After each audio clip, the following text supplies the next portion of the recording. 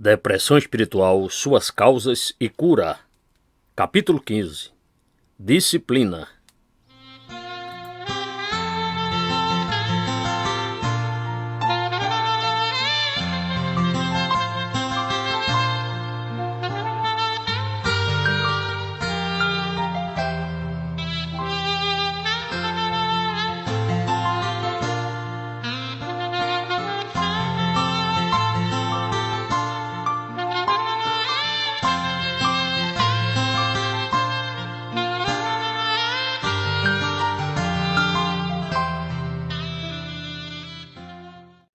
Por isso mesmo, empenhe-se para acrescentar à sua fé a virtude o conhecimento, ao conhecimento o domínio próprio, ao domínio próprio a perseverança a piedade, a fraternidade e a fraternidade o amor.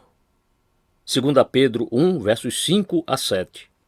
Aqui neste primeiro capítulo de sua segunda epístola, o apóstolo Pedro trata de mais uma causa de depressão espiritual. De fato, seu objetivo ao escrever a carta era tratar desse problema. Ele escreve para animar pessoas que estavam desanimadas a tal ponto que estavam quase duvidando da fé que tinham aceitado. Isso é algo que pode surgir como um perigo muito real nesse estado de depressão espiritual. E se a condição persiste e continua, invariavelmente, leva a dúvidas e incertezas, e há uma tendência a olhar para trás para a vida da qual fomos libertos. Felizmente, o apóstolo nos dá uma descrição muito exata deste problema. Ele nos conta, indiretamente, uma série de coisas a respeito das pessoas a quem está escrevendo. Por exemplo, após fazer sua exortação, ele diz no versículo 8, porque, se as qualidades existirem e estiverem crescendo em sua vida, elas impedirão que vocês, no pleno conhecimento de nosso Senhor Jesus Cristo, sejam inoperantes e improdutivos. Ele diz, se essas qualidades existirem em vocês, farão de vocês o que não são no momento. Ou seja, impedirão que vocês, no pleno conhecimento de nosso Senhor Jesus Cristo, sejam inoperantes e improdutivos, implicando que a condição deles era inoperante e improdutiva. Contudo, não é só isso. Ele diz que eles eram cegos, só vendo o que está perto, esquecendo-se da purificação dos seus antigos pecados. Na verdade, há uma insinuação de que eles estavam tropeçando, pois ele lhes disse que, se fizessem essas coisas, jamais tropeçariam. E não só isso, mas se fizessem, essas coisas iriam consolidar cada vez mais a sua vocação. É claro que eles não tinham muita certeza a respeito dessas coisas na ocasião em que o apóstolo lhes escreveu. Não há dúvida de que eles eram cristãos. Precisamos repetir isso porque as pessoas que têm noções tão falsas e sem base nas Escrituras, as quais julgam que alguém que se enquadre nos termos em que o apóstolo Pedro descreve essas pessoas não pode realmente ser cristão. Todavia, obviamente, estas pessoas eram cristãs, ou ele não estaria escrevendo para elas. Muitas pessoas têm uma ideia errônea do cristão, como alguém que está sempre vivendo no topo da montanha, acima das circunstâncias. E alguns que pensam que se alguém não está lá o tempo todo, não é realmente um cristão. Tal ideia sobre o cristão não tem qualquer fundamento nas Escrituras. Essas pessoas eram cristãs, mas estavam infelizes, vivendo uma vida ineficaz, que parecia não levar a lugar algum, e não estavam ajudando outras pessoas. Não só isso, mas não eram muito produtivos no tocante às suas próprias vidas, e sua fé não lhes dava gozo nem segurança. Eram inoperantes e improdutivas. Essas palavras realmente as descrevem, ineficazes para ajudar os outros com falta de conhecimento e compreensão. Elas não estão crescendo no conhecimento do Senhor. Aqui está disponível este tremendo conhecimento e compreensão, mas não os possuem. Não têm crescido neles, são improdutivas nesse sentido. Na verdade, apesar de não haver dúvidas quanto ao fato de serem cristãs, estas pessoas parecem ter muito pouco que demonstre isso. E também parecem não compreender o significado da sua conversão, parecem ter esquecido o fato de que foram purificadas dos seus pecados de outrora e estão vivendo como se isso nem tivesse acontecido. Agora, todas essas coisas, invariavelmente, caminham juntas. Quando houver uma falta de entendimento e de produtividade neste aspecto da compreensão, vocês sempre encontrarão um fracasso correspondente na vida, tanto no que se refere à sua própria santidade, quanto também à sua utilidade e valor para outras pessoas. Essa é a descrição que o apóstolo dá destas pessoas, e naturalmente todos estamos bem familiarizados com esse tipo. É o tipo de indivíduo que não pode negar ser um cristão, apesar de sua vida pouco demonstrar isso. Ele parece estar preso em superficialidades e misérias, e não dá a impressão de ser nada do que o Senhor disse que um cristão seria quando recebesse o Espírito Santo. Do seu interior fluirão rios de água viva. João 7,38. Não, a impressão que lhe dá é de esterilidade e improdutividade. Nada está sendo produzido por ele e parece não estar dando nada a outros. Sua vida é fraca e não parece estar em crescimento ou desenvolvimento. Sua vida toda parece totalmente ineficaz e ele vive abatido, infeliz e tomado de dúvidas. Parece incapaz de dar uma razão da esperança que há nele, diz crer, mas está sempre nessa posição em que o próprio fundamento de sua fé parece sujeito a ser abalado. Ora, essa é a condição da qual o apóstolo trata aqui e que estamos considerando. A primeira coisa que devemos considerar é a causa desta condição. Como é que alguém pode chegar a tal estado? Há cristãos que correspondem a esta descrição. Por que são assim? Por que não são como outros cristãos cujas vidas são dinâmicas, efetivas e que transmitem vida? Qual é a diferença? Essa é a pergunta que devemos considerar. E parece estar bem claro que o apóstolo diz aqui a essas pessoas que existe apenas uma causa de todas as manifestações desta depressão: a falta de disciplina. Esse é o problema real. Uma completa ausência de disciplina e ordem em suas vidas. Pois bem, felizmente para nós, o apóstolo não se limita a uma declaração genérica. Os escritores do Novo Testamento nunca se limitam a generalidades. Eles sempre prosseguem salientando os detalhes, considerando o problema ponto por ponto e, felizmente, o apóstolo faz isso neste caso particular. Por que essas pessoas não têm disciplina? Por que essa frouxidão, essa indolência é tão aparente em suas vidas? A primeira causa parece ser que elas têm uma perspectiva errada da fé.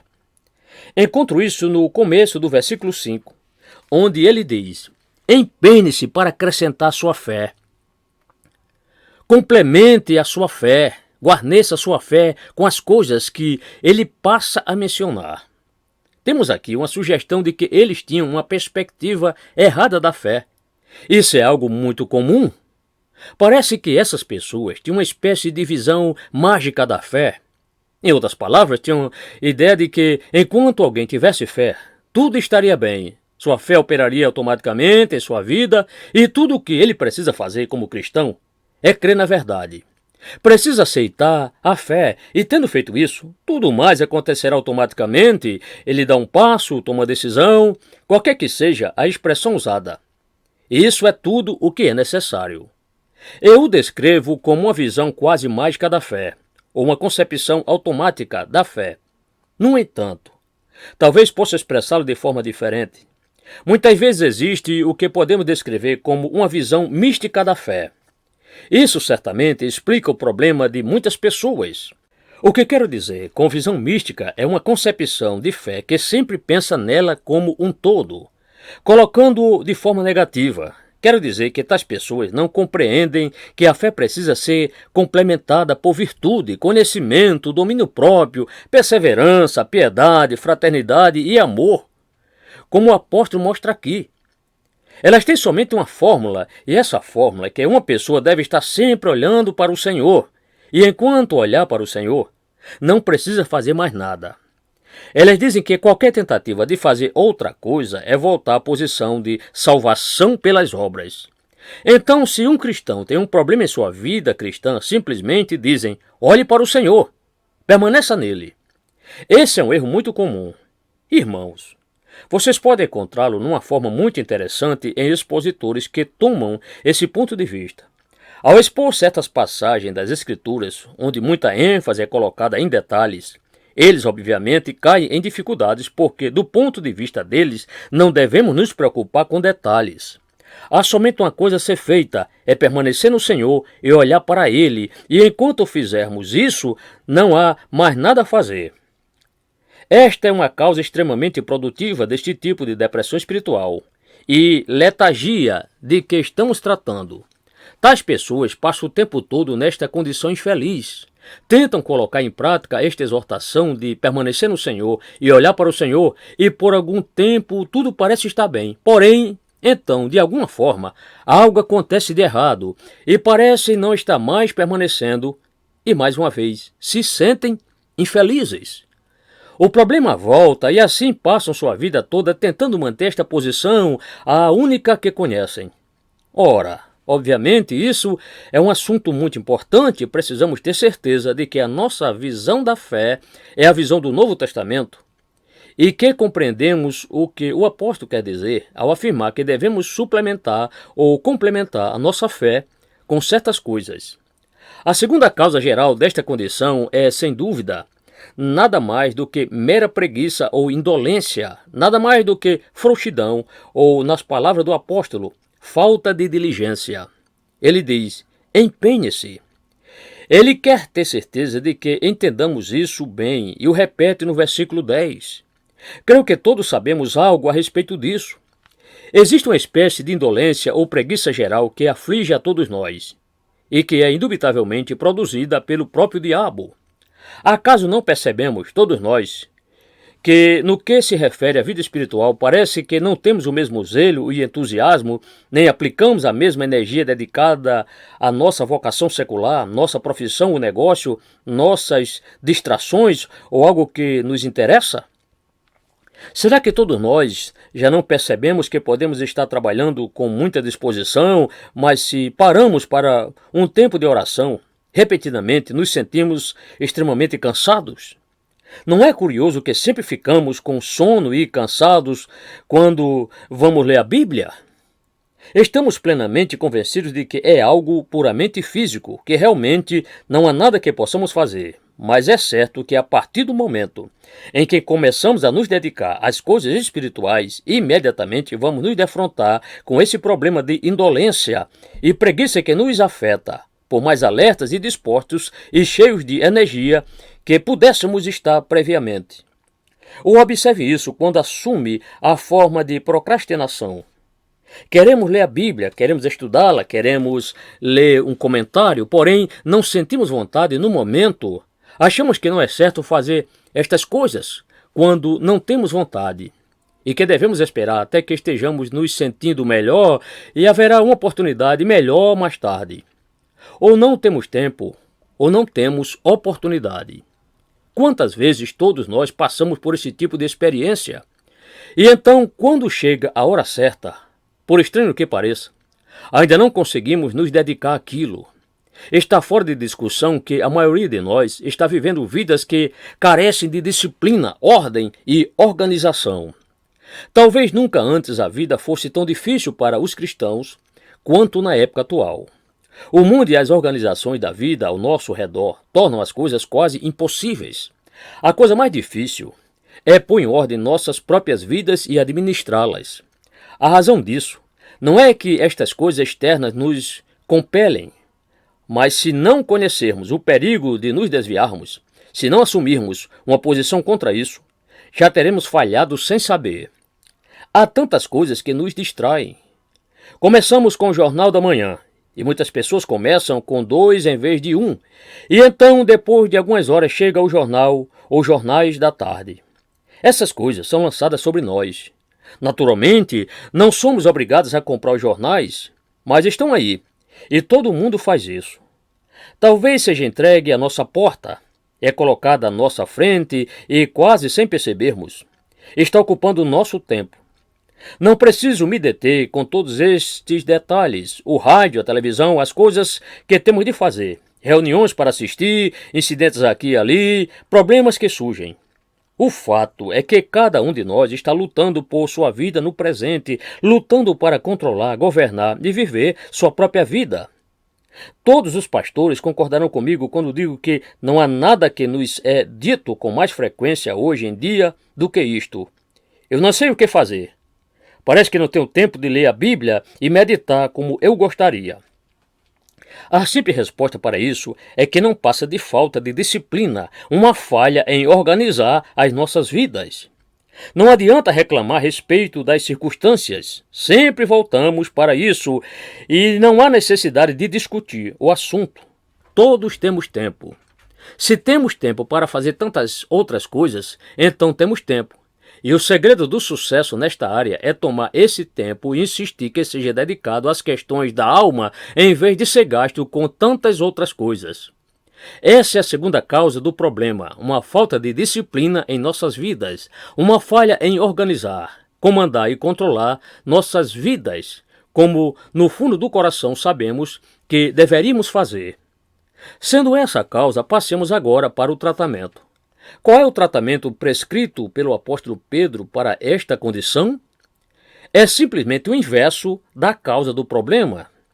Em primeiro lugar, e antes de tudo, ele enfatiza: empenhe-se, faça o máximo de esforço. Diz outra tradução. É isso, fazer máximo de esforço. À luz destas coisas, à luz de suas grandíssimas e preciosas promessas que nos foram dadas, para que por elas nos tornemos participantes da natureza divina, havendo escapado da corrupção que pela concupiscência há no mundo. Por causa de todas estas coisas, façam todo o esforço, ponham toda a diligência, ou, como está traduzido no versículo 10, empenhe-se ainda mais para consolidar o chamado e a eleição de vocês. Aqui, então, está o tratamento: o exercício de disciplina e diligência. Talvez a melhor maneira de esclarecer este assunto seja colocando-o num contexto histórico. Eu desafio vocês a lerem a vida de qualquer servo de Deus que já adornou a vida da igreja, sem perceber imediatamente que a grande característica da vida dessa pessoa era ordem e disciplina. É invariavelmente a característica universal e marcante da vida de todos os grandes homens e mulheres de Deus. Leiam sobre Henry Martyn, David Brainerd, Jonathan Edwards, os irmãos Wesley e Whitefield. Leiam seus diários. Não importa a que ramo da igreja pertenceram, todos disciplinaram suas vidas e insistiram na necessidade disso. E, obviamente, é algo bíblico e absolutamente essencial.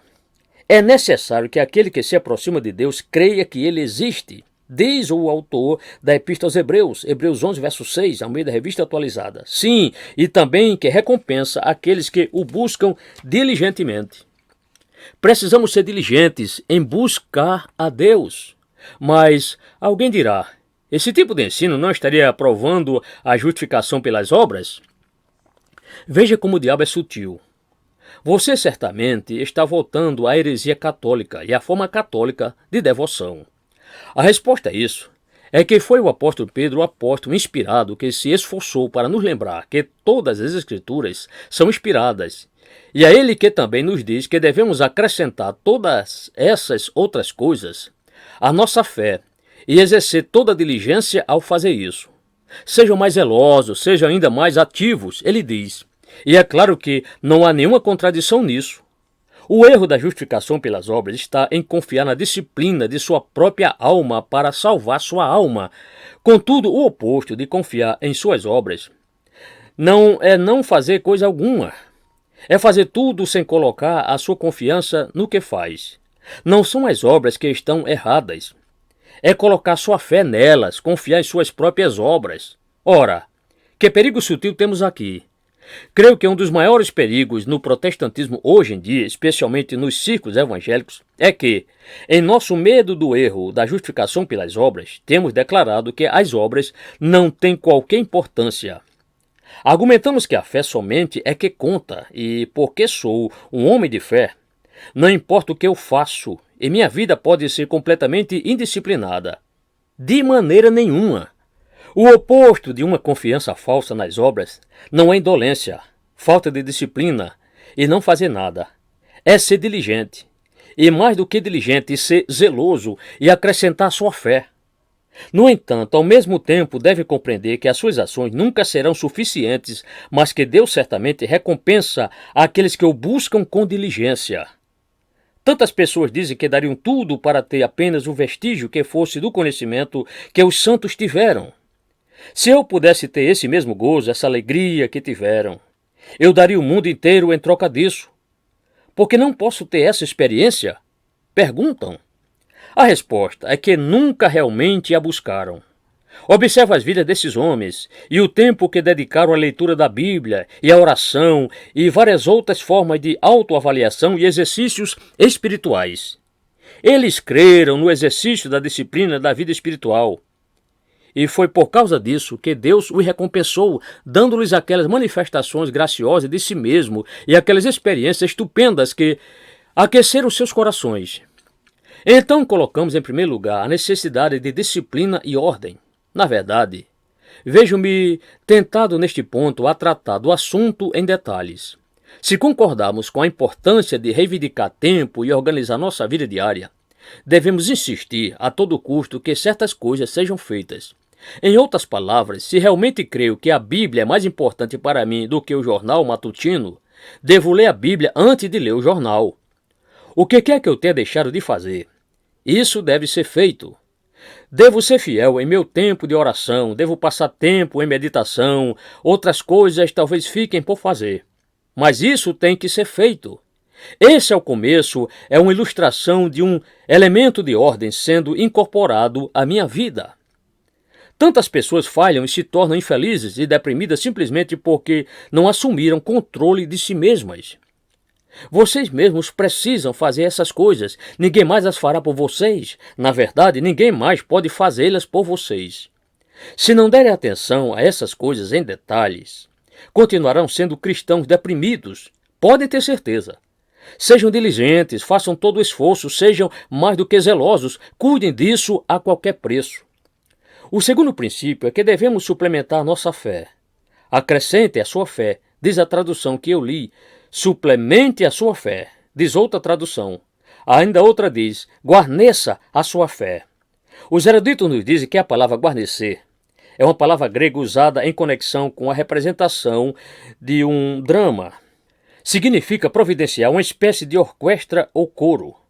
A representação é guarnecida com essa orquestra, esse coro, para que possa ser completa. Era algo que rematava a apresentação, tornando-a perfeita. Esse é o significado da palavra acrescentar, guarnecer, suplementar, tornar a coisa completa, uma fé integral. O que se deve acrescentar à fé? O apóstolo nos dá uma lista a qual eu quero citar aqui. A primeira coisa que ele diz é: acrescentem a sua fé à virtude. O que ele quer dizer com isso? Aqui temos novamente uma palavra cujo sentido mudou com o decorrer do tempo. Não significa virtude no sentido em que comumente usamos a palavra hoje em dia, pois cada um destes itens é uma virtude em si. Seu sentido aqui é de energia. Energia moral significa poder, vigor. Isto é muito importante. A condição da qual o apóstolo está tratando aqui é este tipo de vida cristã lânguida, indisciplinada e frouxa. E ele começa lembrando-os disso. Agora que tem fé, vocês creem na verdade, e não há dúvida quanto a isso. Vocês têm essa mesma fé preciosa que está em nós. Bem, o que mais eles precisam fazer a respeito disso? Ele lhes diz que, em acréscimo à fé que têm, eles precisam deixar de ser lânguidos.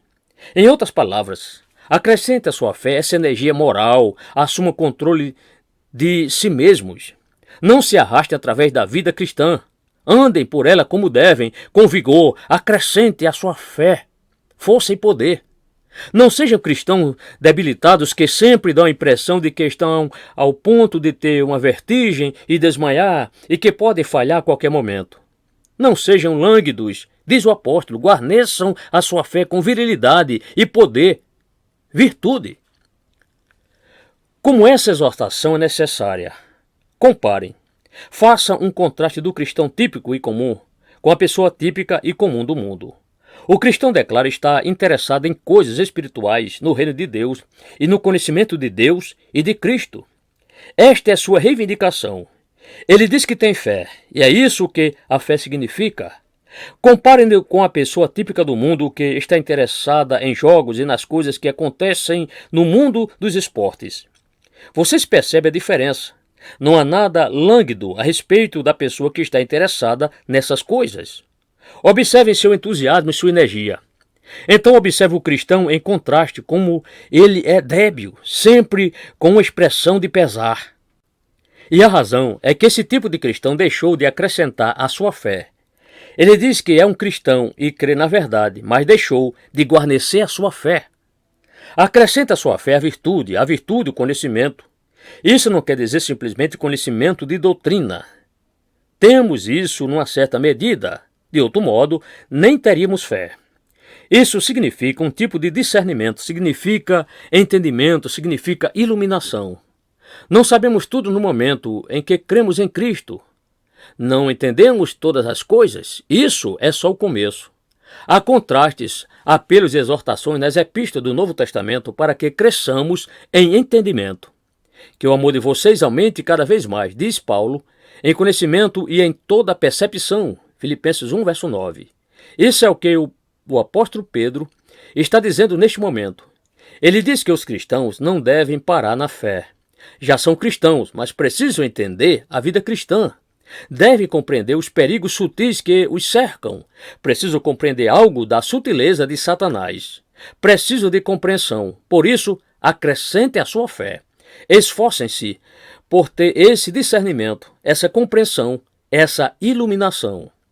Como isso é essencial, que nos entreguemos à leitura diligente das Escrituras e de livros a respeito das Escrituras e das doutrinas da fé. Vocês nunca compreenderão a fé verdadeiramente se não se dedicarem a essas coisas. Às vezes é um processo doloroso e certamente exige toda a disciplina que pudermos aplicar. O estudante nunca se torna perito em qualquer assunto sem trabalho árduo.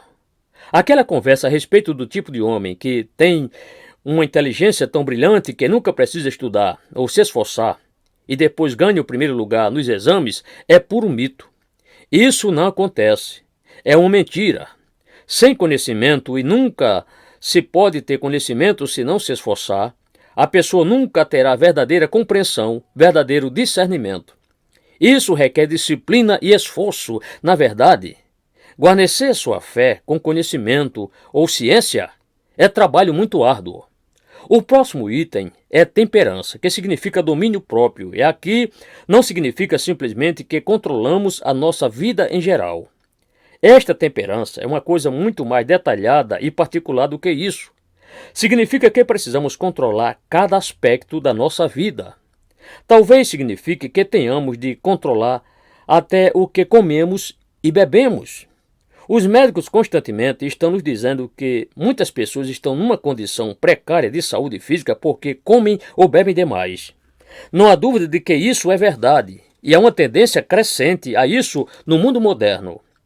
É lançado sobre nós de maneira atraente e há pessoas que sofrem de cansaço e lentidão, muitas vezes por simples falta de temperamento ou domínio próprio. Não controlam seus apetites, seus desejos, suas paixões, comem demais, ou bebem demais, ou até mesmo dormem demais. O meio de se obter uma boa visão disso é ler as vidas dos santos, ler seus diários, ler o que eles faziam e como controlavam suas vidas. Como temer essas coisas e como compreendiam claramente que tinham de evitá-las a todo custo. Paciência significa perseverança para continuar mesmo em meio ao desânimo. Temos que fazer isso, nós mesmos. Precisamos acrescentar isso à nossa fé. Não significa apenas olhar passivamente para o Senhor. Nós mesmos precisamos exercer paciência e perseverança e continuar fazendo isso dia após dia. Depois vem a piedade, que neste ponto, sem dúvida, significa preocupação e cuidado em manter a nossa comunhão com Deus. Então, os últimos dois itens da lista se referem à nossa atitude para com os nossos semelhantes. Fraternidade significa o nosso relacionamento para com os nossos irmãos em Cristo. E caridade significa amor a todos os homens, mesmo aqueles que não estão na fé. Precisamos observar essas coisas em detalhes. Depois de nos levar através desses vários passos e fases, o apóstolo agora nos encoraja a fazer tudo o que ele nos disse. Qual é o encorajamento? Antes de tudo, ele nos lembra do que nós somos. Ele nos diz que nos tornamos participantes da natureza divina. Se vocês acham que estou pregando uma doutrina dura e que estou reduzindo a vida cristã a uma tarefa árdua, se sentem hesitações e dúvidas, quero lhes fazer algumas perguntas. Vocês percebem o que são como cristãos? Percebem que são participantes da natureza divina e que o Filho de Deus veio do céu à terra e foi até a cruz do Calvário para salvá-los, para libertá-los do mundo e suas concupiscências? Para que fugissem da corrupção que há no mundo causada pela cobiça. Cobiça é a causa dessa corrupção. Vão permanecer nessa condição? Não querem escapar dela?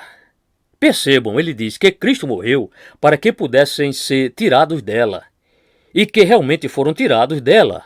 Por isso, então, empenhe-se. Certamente, Pedro pergunta, vocês não esqueceram que foram purificados dos seus pecados? Certamente não esqueceram que morreram com Cristo e que, portanto, estão mortos para a lei e mortos para o pecado? Nós, os que morremos para o pecado, como podemos continuar vivendo nele? Romanos 6, verso 2. Essa é a forma como Paulo o expressa. Esse também é o argumento de Pedro. Precisamos compreender isso, e é um extraordinário encorajamento ao enfrentarmos a batalha da fé. No entanto, não devemos parar aí. O apóstolo diz que também devemos compreender que somente fazendo estas coisas é que teremos grande alegria e felicidade no presente. Portanto, irmãos, empenhem-se ainda mais para consolidar o chamado e a eleição de vocês. E vocês podem consolidar o seu chamado fazendo estas coisas. Nunca serão felizes de outra forma. Não basta dizer, a palavra de Deus diz, todo aquele que nele crê, eu creio. Portanto, isso é verdade, mas nem sempre satisfaz. Está correto raciocinarmos assim, e faz parte da nossa segurança, mas se pensarmos que nossa segurança se limita a isso, estaremos cometendo um grande engano. Se quisermos consolidar o nosso chamado e a nossa eleição, devemos ser diligentes em todas estas coisas que o apóstolo menciona. E se o fizermos, teremos grande alegria, paz e felicidade. Saberemos qual é a nossa posição e colheremos os primeiros frutos da glória que nos aguarda. Pois se agirem dessa forma, jamais tropeçarão. Nada é mais desanimador do que nossas quedas e tropeços. Tropeçamos, então nos sentimos miseráveis e infelizes. E lá vem a depressão que faz com que nos sintamos totalmente sem esperança a respeito de tudo. Bem, o que devemos fazer é evitar as quedas, os tropeços. E se fizermos essas coisas, jamais tropeçaremos. Isso não significa que estejamos sendo guardados sem fazer coisa alguma. Ele diz, se agirem dessa forma, jamais tropeçarão. Então, deem toda a diligência para fazer estas coisas, e não tropeçarão. E, finalmente, e como isso é glorioso, porque assim, ele diz, vos será amplamente concedida a entrada no reino eterno de nosso Senhor e Salvador Jesus Cristo. Ele não está falando sobre salvação aqui, porque estas pessoas já são salvas. Ele fala sobre a entrada para a glória. Observe a palavra concedida. Ele diz que a entrada será concedida a nós. Essa é exatamente a mesma palavra que anteriormente foi traduzida como acrescentem. Vocês concedem essas coisas à sua fé, e a entrada será concedida a vocês. Isso funciona reciprocamente. Em outras palavras, se fizerem essas coisas, Pedro diz, se disciplinarem as suas vidas, se organizarem as suas vidas e guarnecerem a sua fé dessa maneira e com todas essas várias qualidades, vocês não tropeçarão no presente e terão grande alegria e felicidade resultantes de sua segurança.